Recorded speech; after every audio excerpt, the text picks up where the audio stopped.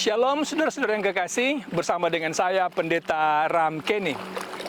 Kita tinggal di masa yang sangat genting dan bisa saya katakan masa yang menakutkan. Mengapa? Oleh sebab semua tanda-tanda zaman yang disebutkan Alkitab dalam Matius pasal 24 mendahului kedatangan Yesus yang kedua kali sudah digenapi dan sementara digenapi dan akan terus digenapi. Kita melihat peperangan terjadi di mana-mana, bahkan sampai hari ini peperangan antara Rusia dan Ukraina masih tetap berlangsung. Kemudian kita juga melihat wabah, kita baru selesai dengan COVID, tetapi bukan berarti COVID selesai, dunia ini kembali ke jalan atau ke arah yang lebih baik. Hidup ternyata sudah semakin sulit pasca COVID. Kemudian gempa bumi, bencana-bencana alam terjadi di mana-mana silih berganti. Kemudian ditambah lagi dengan masalah moral. Orang menikah tidak lama kemudian cerai, belum lagi perkawinan sesama jenis, kekerasan seksual orang tua terhadap anak, anak terhadap orang tua. Lalu kejahatan bertambah-tambah, pembunuhan, pemerkosaan, pencurian, penembakan. Di Amerika Serikat sendiri, saudara yang kekasih, penembakan terjadi hampir setiap hari di pusat-pusat perbelanjaan atau di pusat keramaian, di sekolah-sekolah ataupun di tempat-tempat umum. Hampir setiap hari terjadi penembakan di sini, sangat menakutkan. Belum lagi ditambah dengan masalah lingkungan, polusi yang terjadi di mana-mana yang menjadi kekhawatiran pemimpin-pemimpin dunia, sehingga pemimpin dunia mencoba menyelesaikan masalah lingkungan ini yang kita kenal dengan masalah global warming atau pemanasan global, atau juga kita kenal dengan masalah climate change. Lalu masalah ekonomi sudah semakin tidak menentu, buruh demo di mana-mana. Oh, saudara yang kekasih, ini tandanya kita tinggal di masa yang sangat genting dan menakutkan. Kalau begitu, pertanyaan bagi kita adalah, apakah ada harapan bagi umat Tuhan, atau adakah harapan bagi manusia secara umum yang tinggal di dunia ini? Nah, saya melalui video ini ingin menyampaikan kabar baik kepada saudara.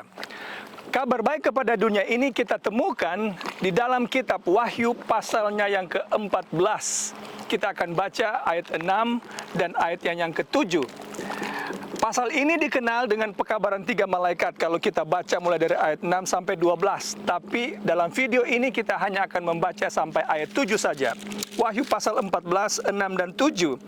Dan aku melihat seorang malaikat lain terbang di tengah-tengah langit, dan padanya ada Injil yang kekal untuk diberitakannya kepada mereka yang diam di atas bumi dan kepada semua bangsa dan suku dan bahasa dan kaum. Dan ia berseru dengan suara nyaring, takutlah akan Allah dan muliakanlah Dia, karena telah tiba saat penghakimannya, dan sembahlah Dia yang telah menjadikan langit dan bumi dan laut dan semua mata air. Saudara yang kekasih, ini adalah pekabaran Allah yang terakhir kepada dunia. Artinya setelah pekabaran ini selesai diberitakan kepada dunia, Yesus akan datang. Nah, dalam video ini saya ingin menjelaskan kepada saudara fakta-fakta penting atau hal-hal yang penting yang harus kita mengerti dari pekabaran ini, agar kita tahu bagaimana kita berespons dan apa yang harus kita lakukan ketika kita mendapati kita tinggal di situasi yang seperti ini. Fakta yang pertama tentang pekabaran 3 malaikat yang harus dipahami adalah kata malaikat. Disebutkan dalam ayat 6, malaikat terbang di tengah-tengah langit yang padanya ada Injil yang kekal. Siapa malaikat ini? Apakah ini malaikat yang turun langsung dari sorga, kemudian terbang di tengah-tengah langit, mungkin di atas Indonesia, di atas Pulau Jawa, di atas Pulau Kalimantan, dan lain sebagainya, dan mengabarkan berita keselamatan dari Allah? Tentu bukan ini yang dimaksud. Kalau begitu, siapa malaikat ini? Nah, saudara yang kekasih, memang Allah dalam menjangkau manusia, ia bekerja melalui malaikat. Kalau saudara ingat, Allah mengutus malaikat untuk bertemu dengan Abraham. Allah mengutus malaikat untuk bertemu dengan Lot. Allah juga mengutus malaikat untuk bertemu dengan para gembala-gembala di padang. Allah juga menggunakan malaikat atau mengutus malaikat untuk menjaga kuburan Yesus. Jadi malaikat terlibat langsung dalam menjalankan rencana keselamatan Allah kepada manusia. Kalau begitu, siapakah malaikat yang terdapat di Wahyu pasal 14? Jawabannya, saudara yang kekasih, yaitu saudara dan saya, manusia, agen yang Allah pilih untuk menyampaikan kabar dari Allah yang terakhir kepada dunia. Agen yang Allah gunakan ini adalah mereka yang setia kepada Allah. Mereka inilah malaikat yang disebutkan di Wahyu pasal 14. Jadi kita tidak mengharapkan malaikat yang literal atau malaikat yang turun dari sorga yang akan menyampaikan pekabaran. Tetapi saudara dan saya, orang-orang yang setia kepada Allah, adalah malaikat yang Allah akan gunakan untuk menyampaikan pekabaran ini. Mengapa yang demikian? Kata malaikat dalam Wahyu pasal 14 menggunakan kata angelon atau berasal dari bahasa Greka atau bahasa Yunani angelos, yang berarti messenger, yang diterjemahkan ke bahasa Indonesia sebagai seorang yang diutus. Nah, di dalam Alkitab kita temukan beberapa orang disebut sebagai messenger, sebagai seorang yang diutus. Saya beri contoh kepada saudara, seorang yang bernama Epaphroditus yang kita temukan dalam Filipi pasal 2 ayatnya yang ke-25. Kemudian Yohanes Pembaptis. Yohanes Pembaptis juga disebut sebagai messenger, seorang yang diutus. Kita temukan itu di Matius pasal 11 ayatnya yang ke-10. Lalu Paulus juga disebut messenger di dalam Galatia pasal 4 ayat 14. Dan yang terakhir contoh yang bisa saya berikan adalah Stefanus juga disebut sebagai messenger atau seorang yang diutus di Kisah pasal 6 ayat 15. Nah, mari sekarang saya ajak saudara untuk mengerti konsep ini dengan lebih dekat. Mari saya ajak saudara untuk pergi ke kitab Wahyu. Wahyu pasal 1 ayat 1 sampai 3. Di sana kita akan temukan rantai perintah. Dalam Wahyu pasal 1 ayat 1 sampai 3. Perhatikan ayat ini baik-baik, saudara yang kekasih. Inilah wahyu Yesus Kristus yang dikaruniakan Allah kepadanya. Jadi pekabaran ini datang dari Allah, kemudian diberikan kepada Yesus Kristus, lalu kita baca seterusnya. Supaya ditunjukkannya kepada hamba-hambanya apa yang harus segera terjadi. Dan oleh malaikatnya yang diutusnya, jadi sudah lihat di sana pekabaran dari Allah diberikan kepada Yesus, kemudian diteruskan oleh malaikat, dan malaikat ini kita terus baca, ia telah menyatakannya kepada hambanya Yohanes. Jadi dari Allah kepada Yesus Kristus, kemudian kepada malaikat, dan sekarang kepada Yohanes. Lalu ayat selanjutnya menyebutkan dari Yohanes, pekabaran ini akan diteruskan kepada jemaat-jemaat yang kita temukan dalam Wahyu pasal 1, 2, 3, yaitu 7 jemaat. Nah, kalau begitu saudara yang kekasih, Allah menggunakan manusia dalam menyampaikan pekabaran ini. Dia tidak menggunakan malaikat, literal angel. Karena memang dalam Matius pasal 28 ayat 19 dan 20, perintah untuk menginjil, pergilah kamu, jadikanlah semua bangsa muridku, dan baptislah mereka dalam nama Bapa, Anak, dan Roh Kudus. Perintah ini diberikan kepada manusia, dalam hal ini para murid Yesus, bukan malaikat.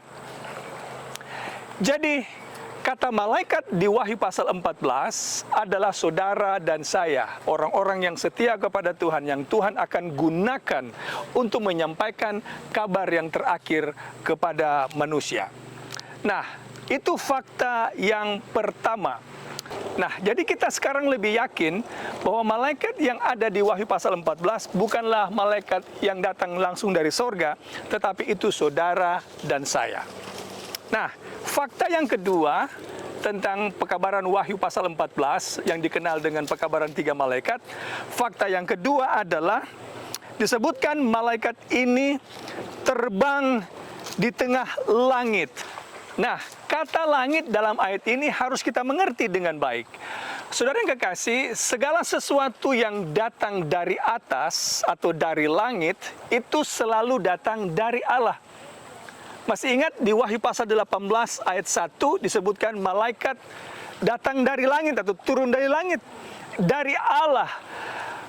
Kalau begitu, pekabaran ini datang langsung dari Allah dan harus disampaikan oleh manusia. Saya masih ingat cerita-cerita dahulu kala ketika teknologi bukan seperti sekarang ini. Di zaman dulu, para pemimpin-pemimpin dalam menyampaikan kabar ke mereka-mereka yang berada di bawah menggunakan kurir. Nah, kurir ini, saudara yang kekasih, menyadari perintah ini datang dari atasan atau dari orang yang besar, maka mau tidak mau ia harus sampaikan, dia harus pastikan pekabaran ini sampai kepada orang yang dituju. Begitu juga dengan pekabaran Tuhan. Pekabaran ini datang langsung dari Allah dan kita sebagai agent yang Allah gunakan, ini kita harus sampaikan kepada dunia. Dan sebaliknya, apa yang datang dari bawah itu adalah datang dari musuh Tuhan. Kalau saudara masih ingat juga dalam kitab Daniel dan juga di kitab Wahyu pasal 13, disebutkan di sana ada binatang muncul dari dalam air atau dari dalam laut, dan binatang muncul dari dalam bumi. Semua yang muncul dari bawah adalah kekuatan yang setan gunakan. Tapi hikmat dari Allah selalu datang dari atas. Jadi, kata langit di Wahyu pasal 14 menunjukkan pekabaran Allah yang terakhir ini datang langsung dari Tuhan. Sekarang, fakta yang ketiga tentang pekabaran 3 malaikat yang harus kita mengerti adalah disebutkan bahwa pekabaran ini harus disampaikan dengan suara nyaring. Kita baca lagi Wahyu pasal 14, ayatnya yang ke-6.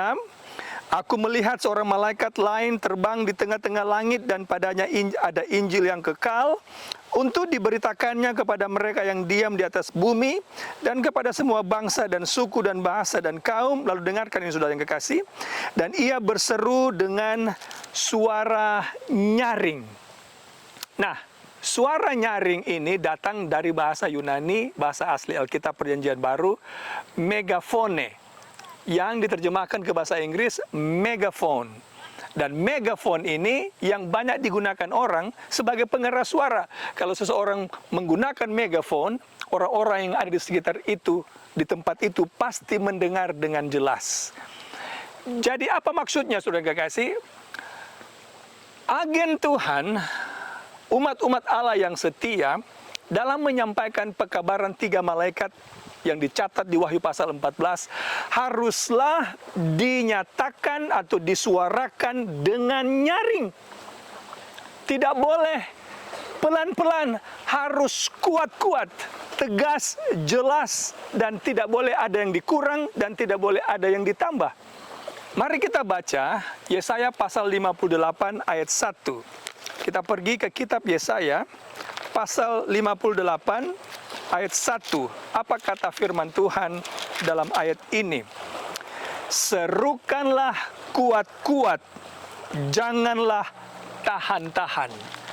Oh, saudara yang kekasih, inilah alasan mengapa saya sebagai seorang pendeta dalam menyampaikan kabar tentang firman Allah, saya akan nyatakan itu dengan lantang. Saya akan nyatakan itu dengan tegas dan jelas.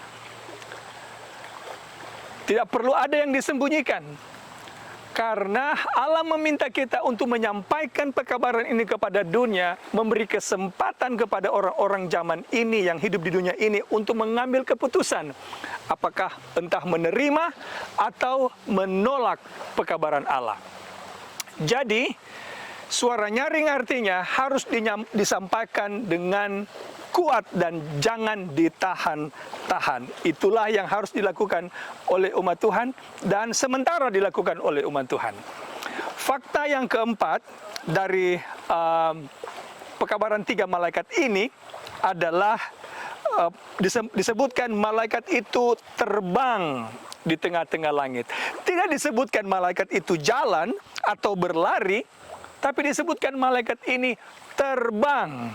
Pertanyaannya, saudara, berapa cepat malaikat terbang? Oh well, kalau saudara masih ingat cerita tentang Yakub, ketika dia mendapatkan penglihatan, ada tangga yang menghubungkan surga dengan dunia ini, lalu dia melihat malaikat turun naik tangga ini. Berapa cepat malaikat terbang? Cepat bagaikan kilat, mungkin lebih cepat dari kilat malah. Lalu kalau kita pergi ke Daniel pasal 9, ketika Daniel bergumul mencari tahu apa arti mimpinya yang ia dapatkan di Daniel pasal 8, Allah langsung mengirim malaikat saat itu juga untuk menjawab doa Daniel. Oh, saudara kekasih, kalau begitu pekabaran Allah yang terakhir kepada dunia ini harus disampaikan dengan kecepatan yang dahsyat, kecepatan yang tinggi. Saya ingat sekitar 25 tahun yang lalu, YouTube belum ada, Facebook belum ada, semua sosial media belum ada. Tapi kemudian 25 tahun kemudian, kita sudah punya internet seperti sekarang, sosial media di mana-mana. Itu artinya pekabaran Allah akan dengan sangat cepat menjangkau orang-orang di pelosok dunia ini. Karena semua orang atau hampir semua orang bisa saya katakan memiliki akses ke internet.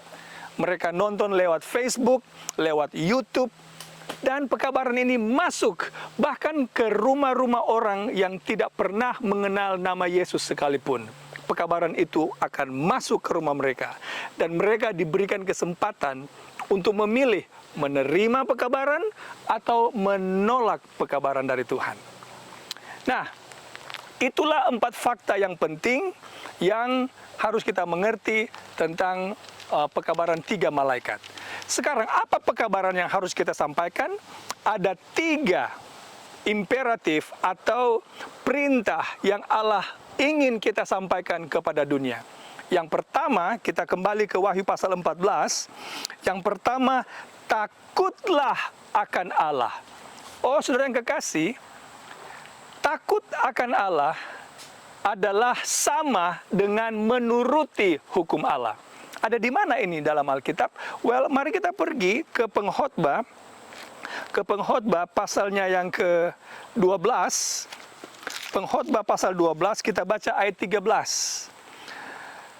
Akhir kata dari segala yang didengar ialah, takutlah akan Allah dan berpeganglah pada perintah-perintahnya, karena ini adalah kewajiban setiap orang.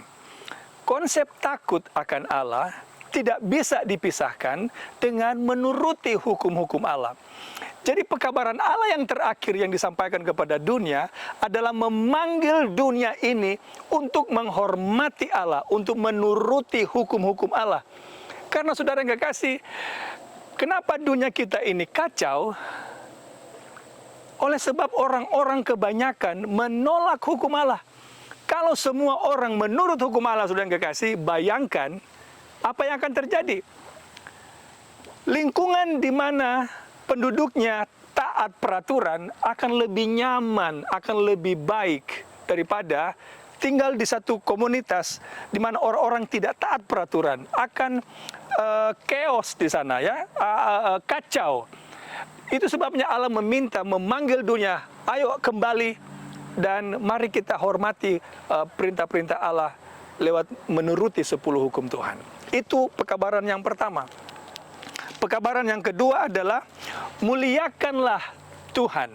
Saya memiliki video yang tersendiri untuk membahas pekabaran yang kedua ini, tapi kita dipanggil untuk memuliakan Allah lewat karakter kita. Dan yang terakhir adalah kita diajak untuk menyembah Allah yang telah mencipta langit dan bumi dan semua mata air. Saudara yang kekasih, ini adalah kutipan apa yang Allah lakukan di Kejadian pasal 1. Karena Allah lah yang mencipta langit dan bumi dalam 6 hari, kemudian Ia berhenti pada hari ke-7, Ia berkati dan Ia kuduskan. Kalau begitu, Wahyu pasal 14 mengajak dunia bukan hanya menghormati Allah dan memuliakan Allah, tapi juga mengingat penciptaan yang Allah lakukan, yang kita ingat setiap hari Sabat. Karena Sabat adalah monumen peringatan penciptaan di mana Allah mencipta, kemudian Ia berhenti, Dia berkati, dan Dia kuduskan. Saudara yang kekasih, saya ingin sampaikan pekabaran ini kepada saudara. Saudara yang menentukan apakah menerima atau saudara menolak. Keputusan itu ada pada saudara.